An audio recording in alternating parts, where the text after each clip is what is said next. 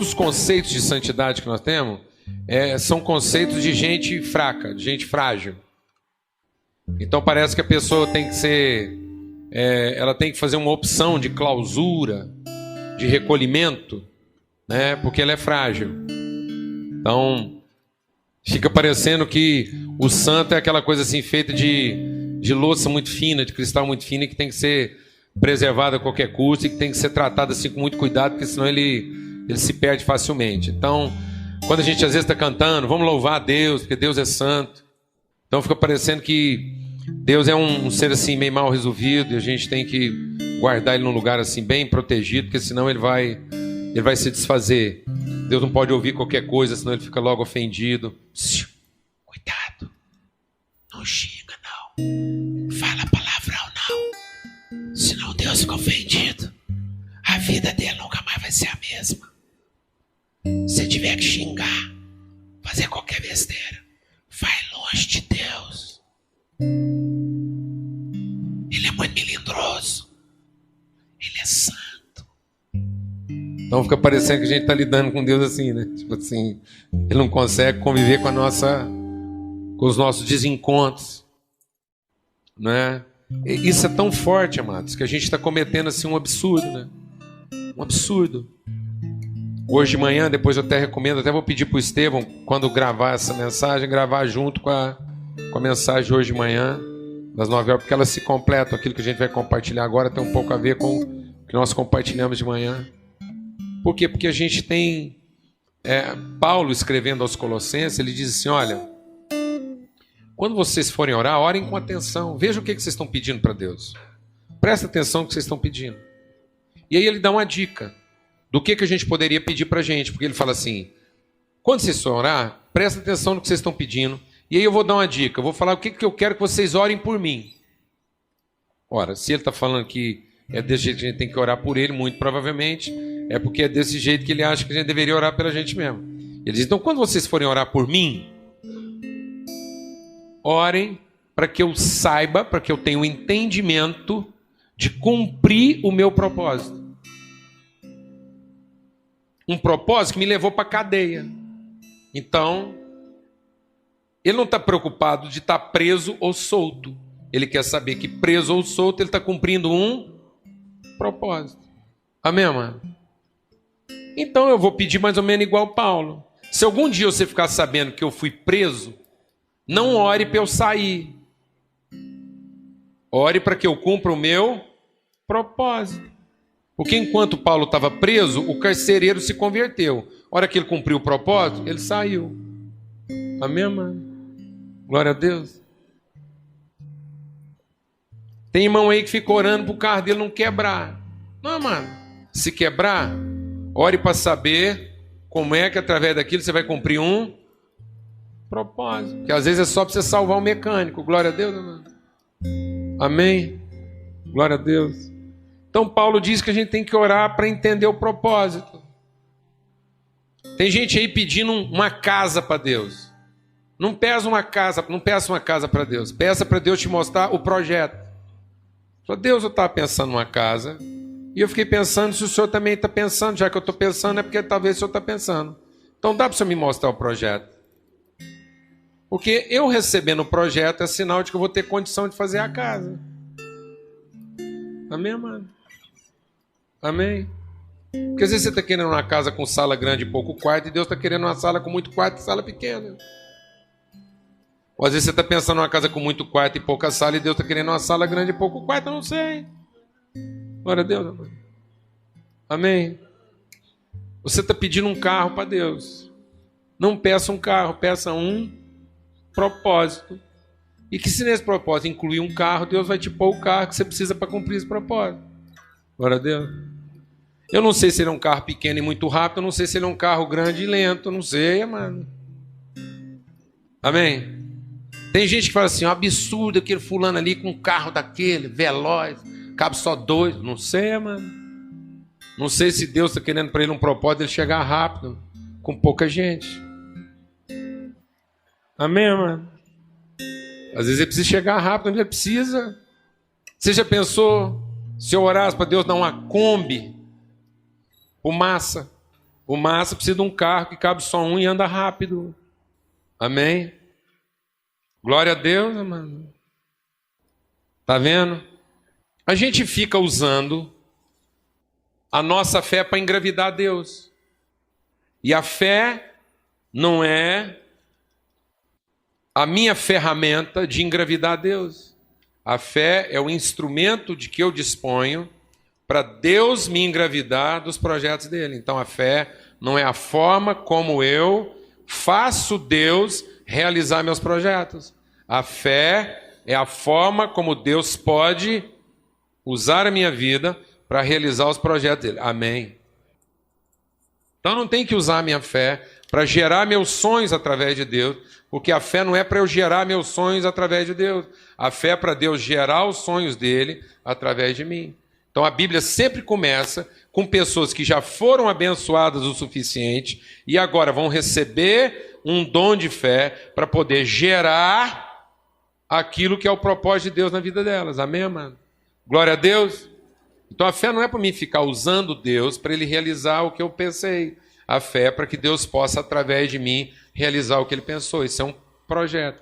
Então, quando a palavra de Deus diz que ele é santo, e nós vamos louvar, vamos cantar esse cante, falar da santidade de Deus, isso quer dizer o seguinte, que ele é santo porque ele não muda. Ele é santo porque ele não se corrompe, graças a Deus. Eu posso fazer o que eu quiser, que Deus vai se manter fiel ao projeto original a respeito da nossa vida. Eu não vou convencer Deus do contrário. E não adianta eu chegar para Deus e falar que um puxadinho vai ficar bem. Alguém está entendendo o que eu estou falando? Porque Deus vai se manter fiel ao projeto original, porque Ele sabe que isso funciona. Então tem gente que está achando, presta atenção, tem gente que está achando que as coisas na vida dele não estão funcionando porque Deus não está escutando. Não, amado. Se tem alguma coisa na sua vida que não está funcionando, é porque você não está escutando. Você está orando para Deus te escutar e não está orando para ouvir. Amém, amado? Amém? A minha oração não tem que ser para Deus aprender a escutar, amado. A minha oração tem que ser sempre para eu aprender a ouvir, para que Deus possa compartilhar comigo o projeto original, porque é só isso que vai funcionar. Tem gente que acha que Deus é tão mal resolvido que ele sai batendo pau na cabeça de todo mundo que não funciona. Amado, deixa o Espírito de Deus ministrar o seu coração. Deus não está aqui numa queda de braço para debater com a gente. Deus não vai entrar num debate com você nem comigo. Deus diz o seguinte, há um projeto original e esse projeto funciona. Você vai ficar bem. A única condição para você ficar bem, quem quer aqui quer ficar bem, funcionar bem, ver as coisas acontecerem e olhar para a sua vida e falar assim, eu alcancei o alvo. Eu posso dizer como Paulo, eu completei a carreira, eu não parei 1 quilômetro antes, não fiquei nada sem terminar. Sabe aquela coisa do que o cara, a pessoa mais feliz no velório é o defunto? É isso. Deus quer que a pessoa mais feliz no seu velório seja você. Não é a viúva, porque finalmente ela vai ter sossego. Não são seus filhos, porque finalmente vão meter a mão na herança. É você. No seu velório você está feliz, você fala assim, eu alcancei o alvo, Deus concluiu em mim o projeto, não ficou faltando nada. Tem nada aqui amarrado com arame, tem nada aqui adaptado, não tem uma torneira pingando, Deus concluiu o projeto. Glória a Deus, amém. Eu sou segundo o projeto original, acabou. Agora a gente fica sofrendo porque a gente fica teimando em propor para Deus uma reforma, uma adaptação. Não, Deus, mas se fizesse um puxadinho aqui que ficava bom. Não, Deus, se a gente mexesse aqui ia dar legal. Deus fala o seguinte, então, durante um tempo aí vai do seu jeito. Vai rodando. E a minha misericórdia vai te mantendo. Muitas vezes, amado, nós estamos sendo mantidos pela misericórdia de Deus até o tempo do nosso arrependimento. Mas tem gente que nem nesse tempo se arrepende. Vai viver de barraca. Glória a Deus, amado. Então, por que Deus é santo? Porque Ele não se corrompe. Ele é maravilhoso. Ele falou, eu vou fazer uma família. Vou fazer uma família de filhos, onde todos os meus filhos, toda a minha família, vai conhecer a minha natureza, vai compartilhar dessa natureza e vai torná-la conhecida. Tudo que eu sou vai ser revelado através dessa família. Cada detalhe da natureza de Deus, cada detalhe. É como se Deus estivesse construindo uma família onde cada detalhe da natureza de Deus pudesse ser conhecido através da sua família. Aí vem um, revela um detalhe, vem outro, e na composição dessa família, tudo de Deus pode ser conhecido, porque nada de Deus ficou reservado, tudo de Deus foi entregue para essa família. Amém? Toda herança de Deus está entregue para os seus filhos. Mas Deus falou assim, mas só que é o seguinte, essa minha família é o seguinte, quando eles forem bem menininho mesmo, bem criança, eles vão achar que tudo dá certo se eles morarem assim, num lugar onde tudo funciona bem. Eles vão achar que felicidade é viver num jardim onde tudo funciona bem. E eu vou mostrar para eles que não é assim. Que é possível ser feliz e pleno mesmo quando não estamos em um jardim. Porque eles não vão depender do jardim para ser feliz. Amém? E aí Deus colocou o filho dele lá no jardim. E no jardim onde tudo funcionava bem, ficou provado que não é suficiente tudo funcionar bem. Amém, mano? Depois ele falou assim, bom, mas esse povo também vai chegar um momento que eles vão achar que se alguém falar direitinho como é que funciona a regra, se alguém der a regra, aí eles vão funcionar, porque tudo que eles precisam é saber a regra, como é que funciona. Eu vou mostrar para eles que não é suficiente, porque vai sempre ter o sexta-feira que quer quebrar a regra, e vai mostrar também que nem todo mundo dá conta de cumprir todas as regras, se isso dependesse de regra.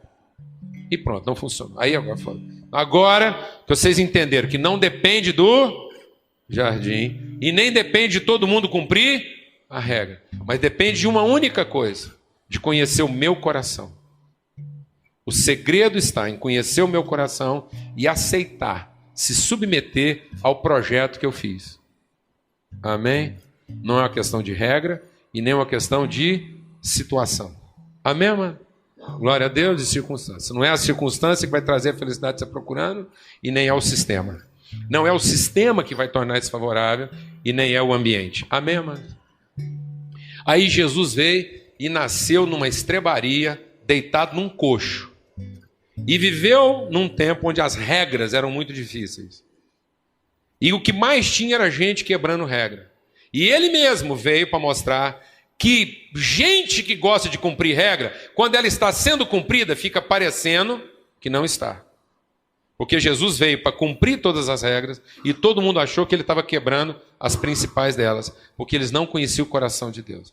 E aí ele mostrou como é que alguém pode alcançar o objetivo. Basta se submeter ao projeto original de Deus. Por isso que ele é santo. Porque ele não vai negociar. E não precisa ficar preocupado que Deus não está amaldiçoando ninguém. Amém? Deus abençoa sempre. Mas o que acontece? Por que a gente vê muita gente amaldiçoada? Vou te explicar. Como engenheiro, vou te explicar. Você pega uma máquina fantástica, está tudo funcionando. A única coisa que o sexta-feira precisa é se submeter ao fato de que essa máquina trabalha bem sob determinadas condições. E que não é para ele ficar dando piteco como é que essa máquina podia ser melhor do que ela já é. Bastava ele se submeter ao fato de que ela funciona bem daquele jeito. E ele lá dando as manutenções e fazendo a coisa direitinho. Alguém está entendendo o que eu estou falando ou não? Mas aí aquela máquina começa a funcionar e o cara começa a querer economizar. Aí na hora de dar a manutenção, sempre aparece um capeta para falar assim, não, rapaz, usa um óleo mais barato aí que é a mesma coisa. E você ainda vai economizar uma baba. Aí o cara vai lá e pum.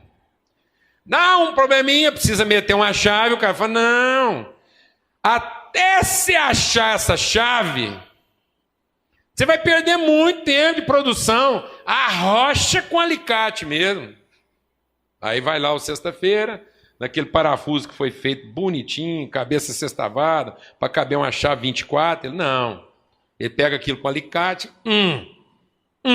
3 mexidas, a cabeça do parafuso está mais para redonda do que para... Alguém aqui sabe o que eu estou falando ou não, mano? Porque essa anta quer provar que do jeito dele funciona. Beleza, funciona. A desgraça é que você mete um óleo ruim e aquilo continua funcionando.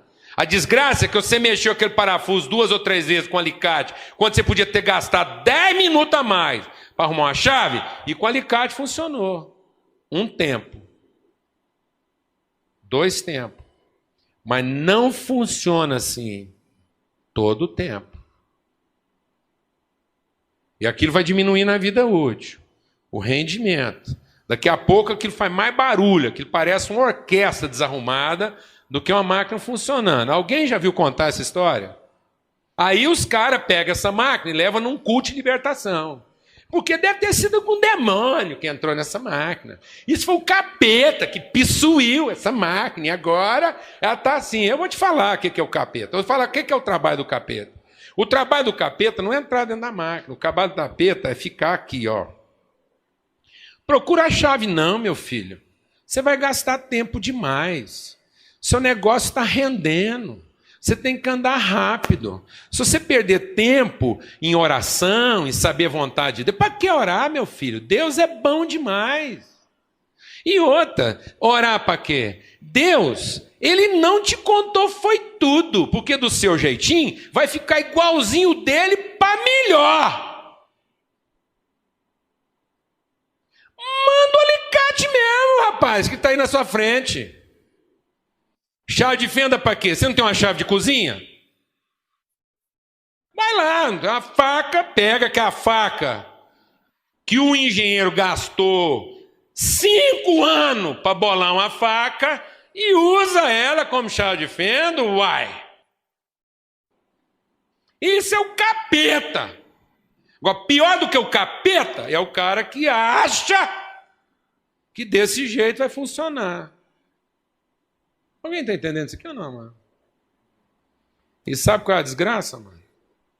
É que funciona. Mas não é santo. Então, santo, amado, não é uma coisa para não funcionar. Santo é o que continua funcionando segundo o seu projeto original. Amém? Por isso Deus é santo. Existe um pedaço de metal. Dizem que esse pedaço de metal tem 1 metro.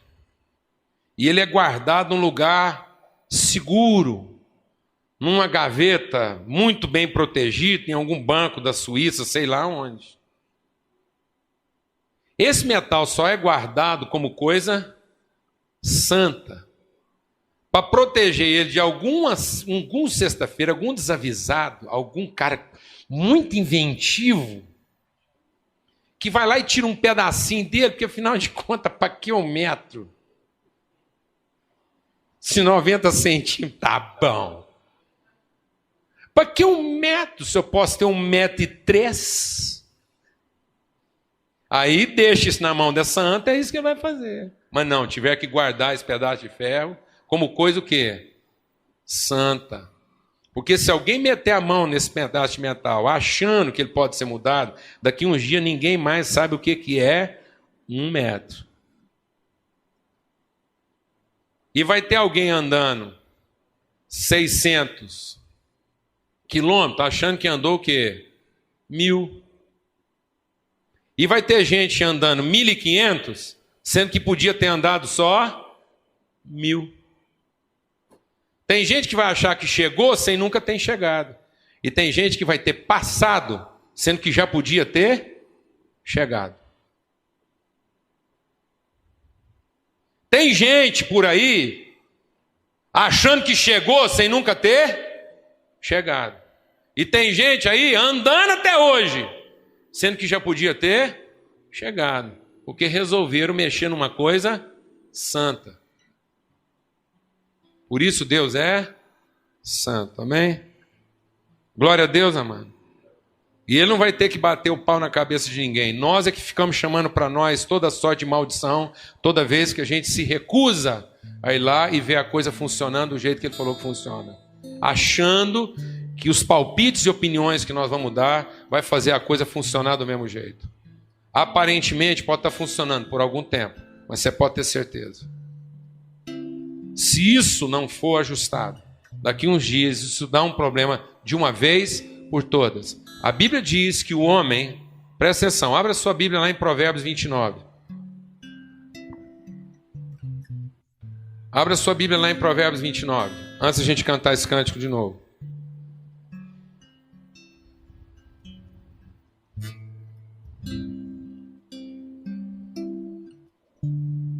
Achou aí?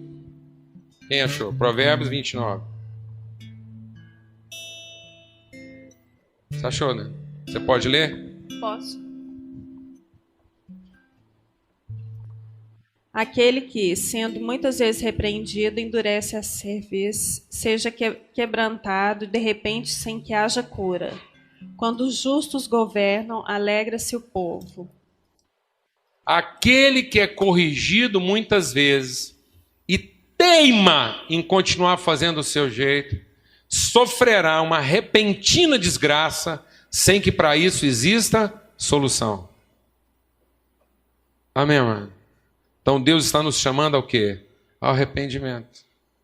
E Deus não é santo porque ele tem que ser protegido, porque ele é feito de um cristal muito fino e pode ser quebrado por conta dos nossos pecados. Não, ele é santo porque ele é capaz de absorver nossos pecados e devolver para nós o modelo original, sem se corromper.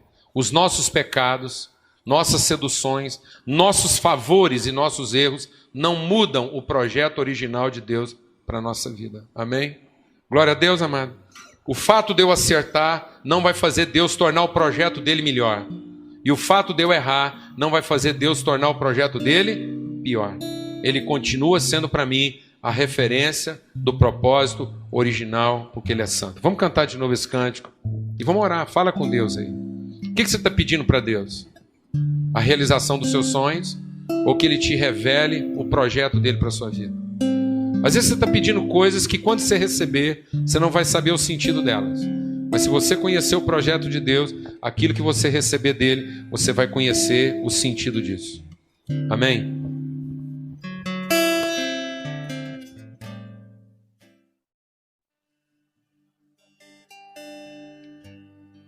Sua Bíblia lá em Efésios, no capítulo 5.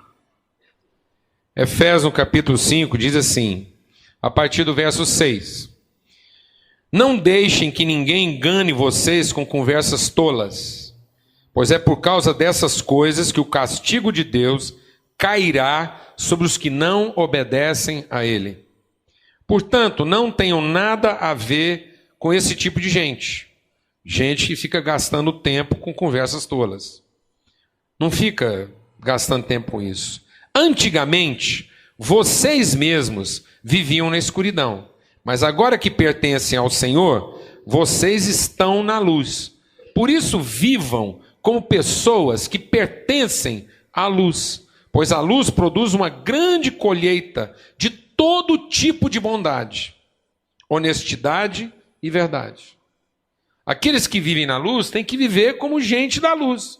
Porque a luz produz o quê? Uma grande colheita de todo tipo de bondade, honestidade e verdade.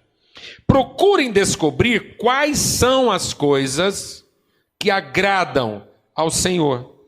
Não participem das coisas sem valor que os outros fazem, coisas que pertencem à escuridão. Pelo contrário, tragam essas coisas para a luz, pois é vergonhoso até falar sobre o que essas pessoas fazem em segredo. E quando qualquer coisa é trazida para a luz, então a sua verdadeira natureza é revelada. Porque o que é claramente revelado se torna luz. E é por isso que se diz, você que está dormindo, acorde, levante-se da morte e Cristo te iluminará. Portanto, prestem atenção na sua maneira de viver. Não vivam como os ignorantes, mas como os sábios. Os dias em que nós vivemos são dias maus. Por isso, aproveitem bem todas as oportunidades que vocês têm. Não hajam como pessoas que não têm entendimento, mas procurem entender o que o Senhor quer da vida de vocês. Não se embriaguem, pois toda bebida levará vocês à desgraça, mas encham-se do Espírito de Deus. Amados, esse texto está falando da nossa prudência, do cuidado que a gente tem que ter. Há uma outra versão que Paulo diz assim: veja, analise, observe a forma como você está caminhando. Faça uma avaliação para onde é que o caminho que você decidiu trilhar vai te conduzir. Aquilo que você está trilhando te conduz ao projeto original de Deus? O caminho que você decidiu seguir é segundo o conselho, a orientação? Foi o Espírito de Deus que te revelou isso? Ou foi alguém que soprou isso no seu ouvido? Ou foi as circunstâncias que determinaram isso? As decisões que você toma pela orientação de Deus? Ou porque aconteceu um problema na máquina e você pegou a primeira ferramenta que estava na mão? E aquilo que você acha que pode ser um conserto, não é um conserto. É um acerto que vai deixar a sua máquina funcionando, mas que vai te causar um problema maior lá na frente. E aí? Você está fazendo verdadeiros ajustes na sua vida, ou você está fazendo adaptações que vão mantendo a sua máquina funcionando, mas que a qualquer momento vai produzir uma desgraça que não tem conserto? Então, Paulo está dizendo que nós precisamos prestar essa atenção. Porque às vezes nós estamos achando que a vida cristã é uma coisa em que a única parte nossa é rezar para Deus cuidar de manter o que nós queremos. Ele faz a parte difícil e nós fazemos a parte fácil. Nós rezamos, vamos desfrutar da vida e Deus dá um jeito de manter as coisas em ordem. Não, amado. A palavra de Deus diz que Ele garante e nós mantemos em ordem. Nós é que temos que colocar as coisas em ordem. Deus dá as condições, mas nós é que temos que fazer o trabalho. O trabalho é nosso. Às vezes nós estamos dando para Deus as condições para Ele fazer o trabalho. Então, Deus, tudo que o Senhor quer a minha espiritualidade, o Senhor quer a minha oração, o Senhor quer o culto, o Senhor quer o louvor, então eu te dou as condições para o Senhor fazer o trabalho. Não, amados. Deus dá as condições. Eu te dou o amor, eu te dou a graça, eu te dou a segurança, eu te dou a promessa e você trabalha. Você coloca as coisas em ordem. E aí nós recebemos alguma coisa de Deus e nós podemos fazer isso do nosso jeito ou podemos fazer do jeito dele. Deus te deu uma família. Para onde você está conduzindo essa família? Em cima de que você está colocando essa família? Deus te deu uma família e deu todas as condições para essa família viver bem. Em cima de que você colocou essa família?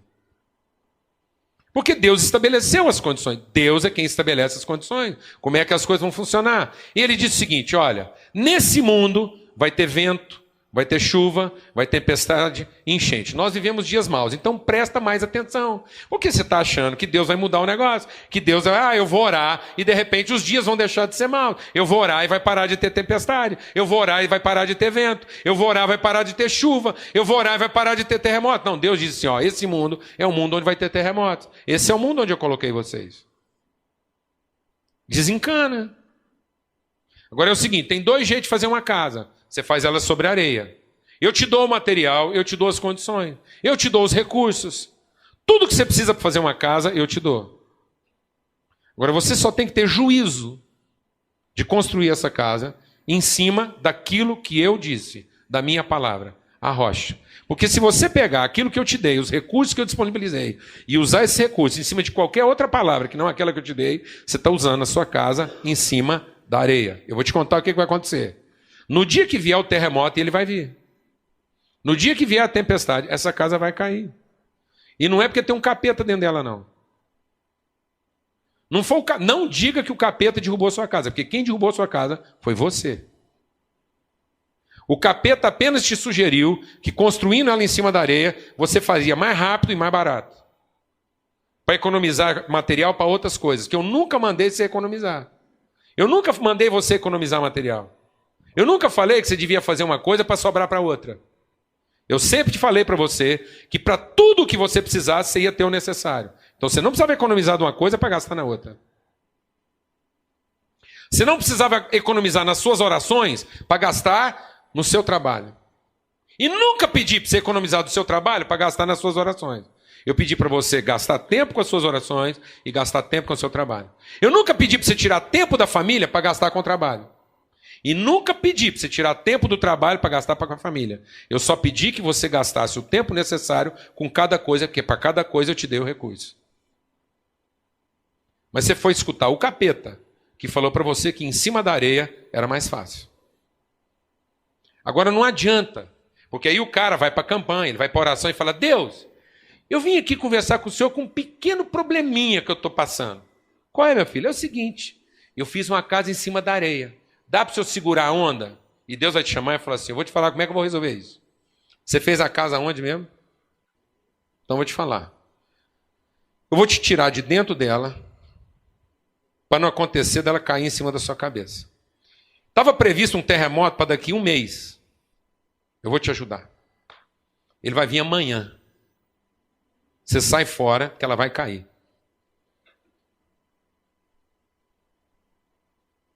Porque essa casa, quanto mais rápido ela cair, mais feliz você vai ser e mais rápido.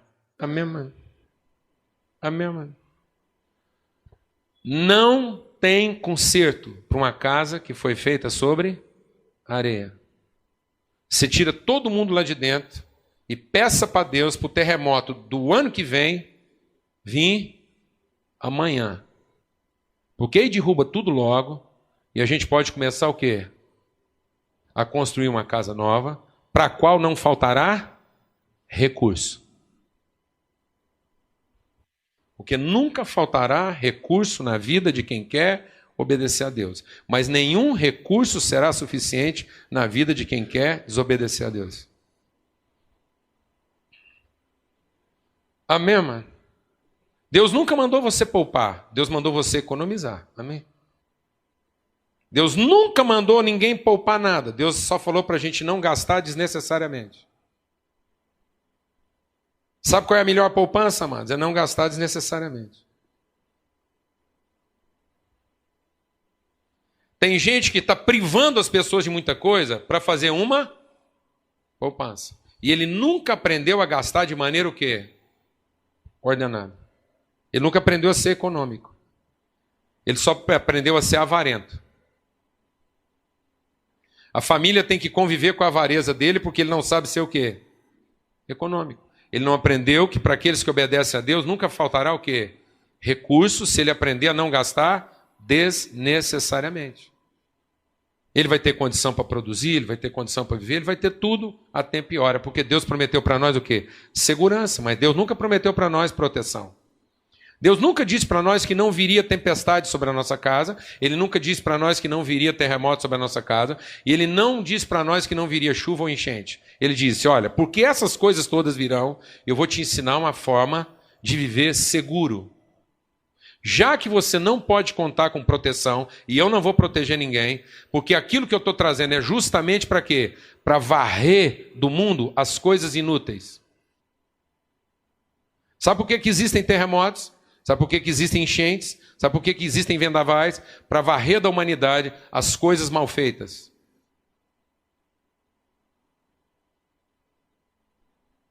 Você entendeu isso, amado? Porque o povo fica lá assim, onde é que estava Deus quando esse prédio caiu? Ele estava lá antes dele ser feito, dizendo como é que ele podia ter sido feito para não cair. Mas as pessoas não quiseram ouvir Deus, então agora, quanto mais rápido ele cair, menos prédios como aquele vão ser feitos. Amém, mano? Em nome de Jesus. É isso que Paulo está dizendo. Olha prudentemente como é que você vive. Quem você está escutando? Quem te dá conselhos na vida? Quem te dá conselhos na vida? Quem te orienta? Quem você procura para orientar seus processos? Alguém que vai te ensinar a fazer mais barato? Alguém que vai te ensinar a tirar de uma coisa para colocar na outra?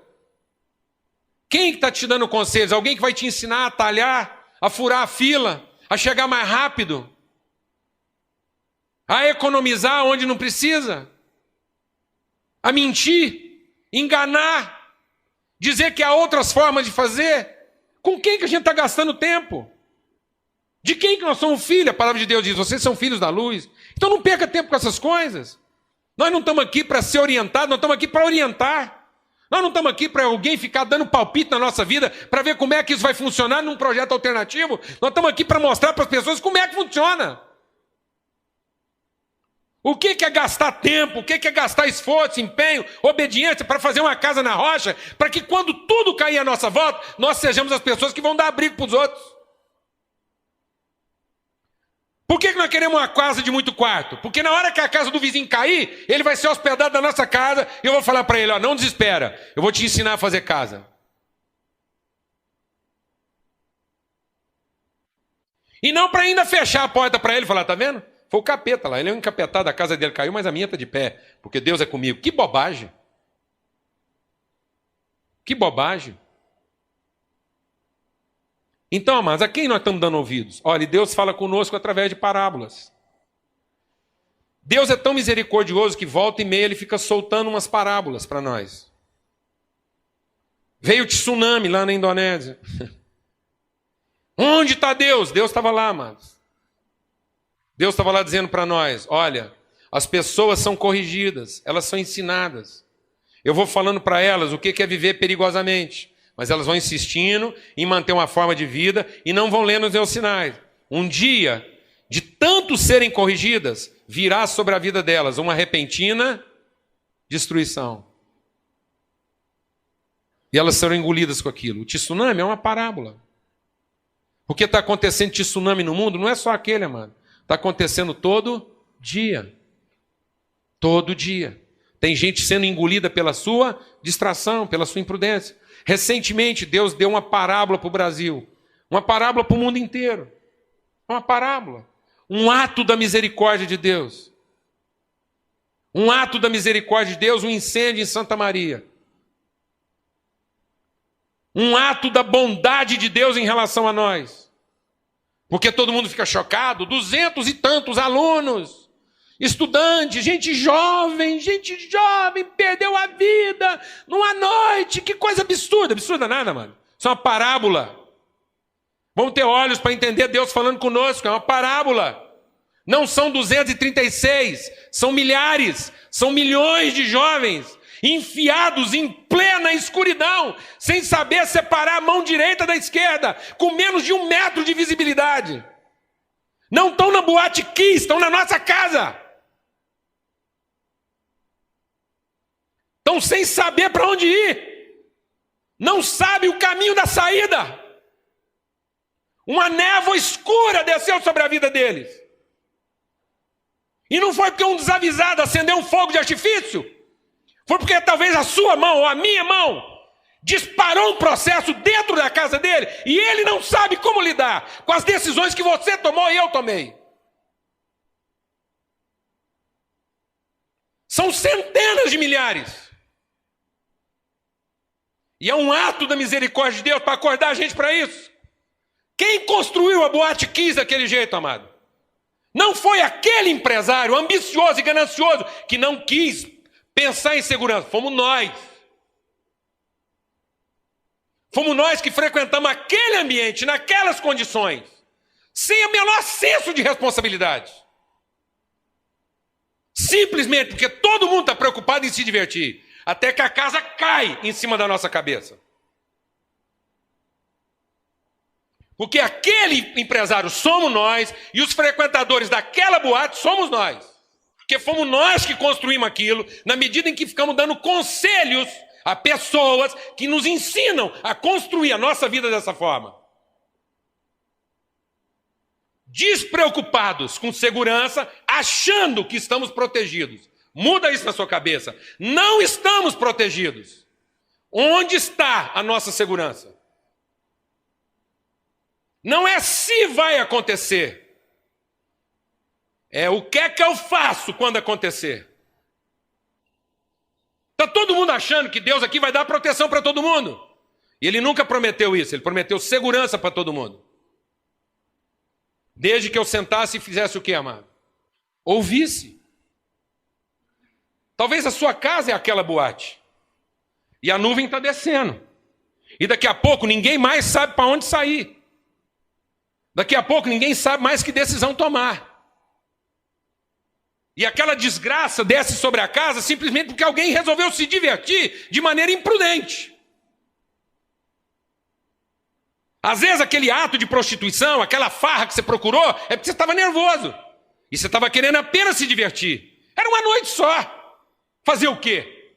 Mas aquilo desencadeia um processo que agora ninguém mais sabe como parar. Vai pegando fogo em tudo. Às vezes para você era só um negócio mal feito. Um deslize, qualquer coisinha. E aquilo começa a comer por dentro. Ninguém, é uma parábola. Mas nós não queremos prestar atenção, nós queremos ficar chocados. E indignado ainda, pôr na culpa em Deus. Por que ele é o culpado? E quantas pessoas serão salvas agora só porque alguns prestaram atenção na parábola? Será que aquilo não foi um basta de Deus para não morrer mais? Porque está morrendo mais.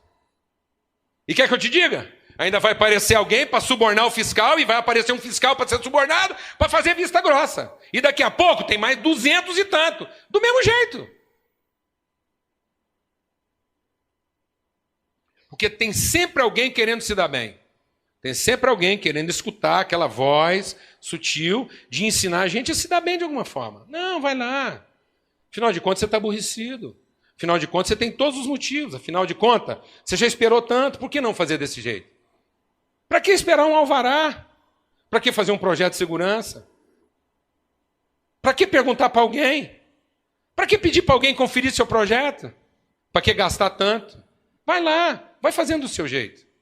E vai pondo gente lá dentro para se divertir com você. São parábolas. Deus está falando conosco, amado.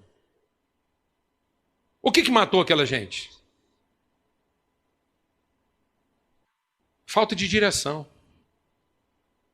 Uma falta de direção que começou do lado de fora. É a nossa vida. Você escutou a mensagem, eu escutei a mensagem. E quando aquela nuvem desceu, a quase totalidade dos que morreram por uma razão muito simples.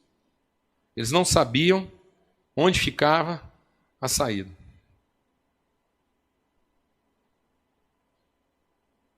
Agora fala para mim que isso aconteceu só há 3 semanas atrás em Santa Maria. Sendo que eu sei que tem gente morrendo dentro das casas aqui, tem gente morrendo em volta de nós, tem gente morrendo do meu lado. Por uma razão muito simples.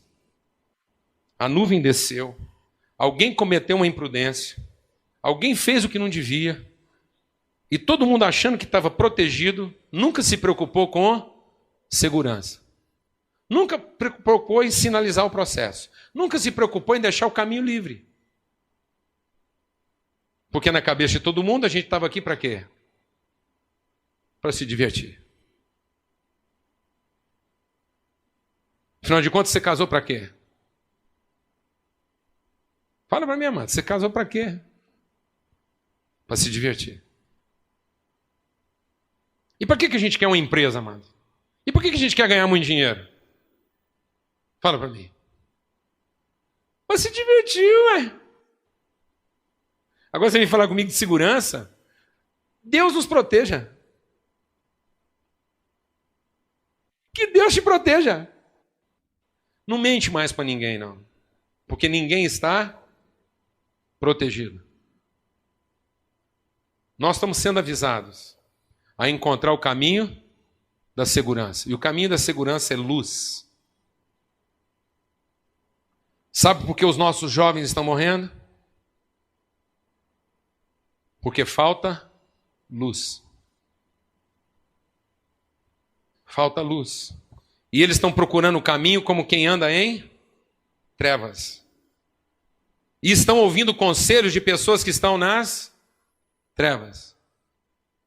Das 236 pessoas que morreram, seguramente cerca de 200 delas morreram porque correram atrás de alguém que achou que tinha encontrado a saída. No meio da confusão, passou alguém correndo. E porque ele estava correndo naquela direção e estava todo mundo confuso, alguém pensou que aquele tinha encontrado o quê? A saída. Os nossos filhos estão correndo atrás de pessoas que passam por elas correndo e eles vão atrás porque pensam que essa pessoa, só porque está correndo, achou a saída. E sabe o que é terrível? Paulo, escrevendo a respeito disso, ele diz assim: não se enganem. Não se enganem. O próprio Satanás se transforma num anjo de luz para enganar até aqueles que são escolhidos. Então, amado, O diabo vai aparecer para você com sugestões razoáveis.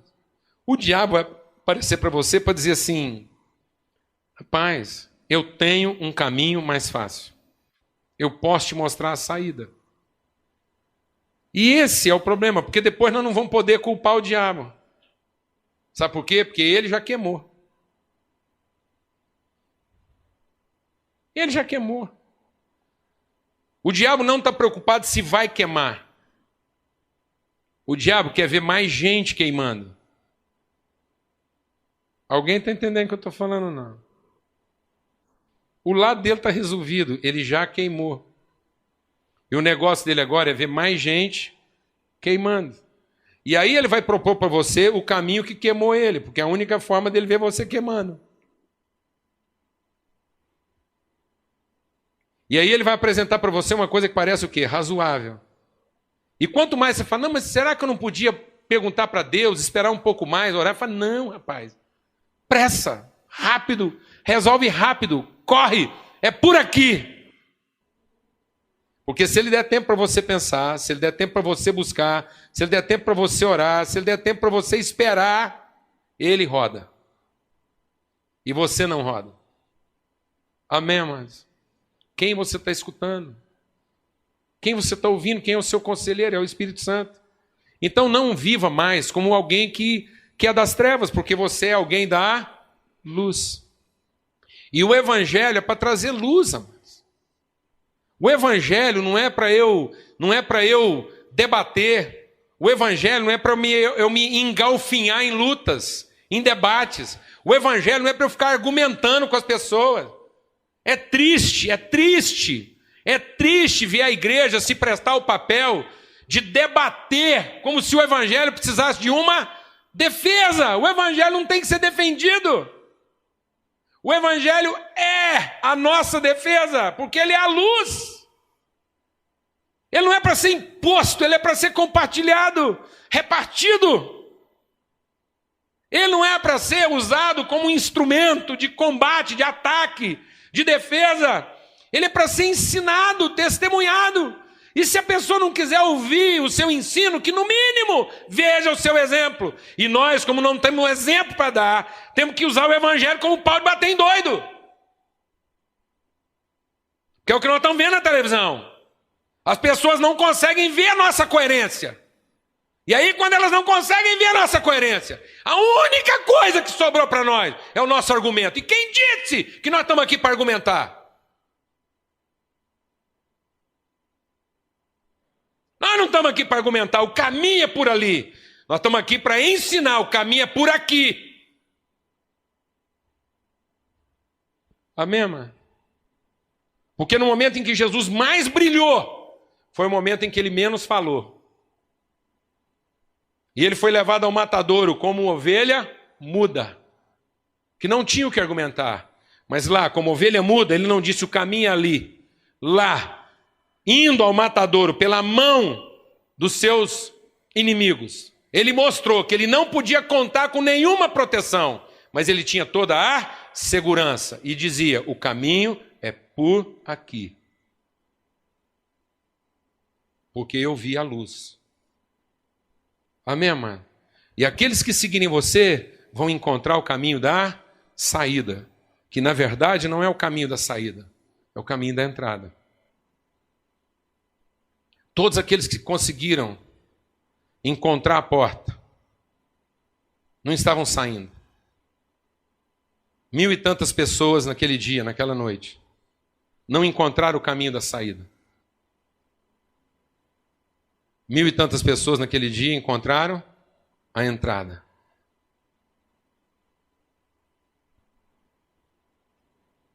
Que Deus possa falar ao nosso coração. Que a gente possa ouvir essas parábolas de Deus. Deus é tão maravilhoso que Ele está ensinando para a gente. De uma maneira literal. Literal. Sem nenhuma revelação espiritual. Quantos jovens, só em boates, serão salvos a partir de Santa Maria? E é porque Deus não nos ama? Porque Deus não amava aqueles 200 e tantos jovens? Não, amado, quem não amou aqueles 200 e tantos jovens, fomos nós. que fizemos casas daquele tipo. Deus nunca deixou de amar nossos filhos. Talvez quem não esteja amando nossos filhos, somos nós. Não fica lá pedindo para Deus amar seus filhos. Deus nunca deixou de amar nossos filhos. Mesmo quando eles estão dentro de uma boate escura pegando fogo. Mas talvez quem não esteja amando nossos filhos, somos nós, que os colocamos lá dentro, sem mostrar por onde fica a saída.